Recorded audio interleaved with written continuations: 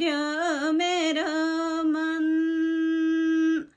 रितै हो जानी रितै हो जानी किन हुन्छौ जीवनमा बैमानी सल्लेरीको वन सल्लेरीको वन सिमल गुवा जाइ उड्यो मेरो मन सल्लेरीको वन सिमल गुवा जाइ उड्यो मेरो मन।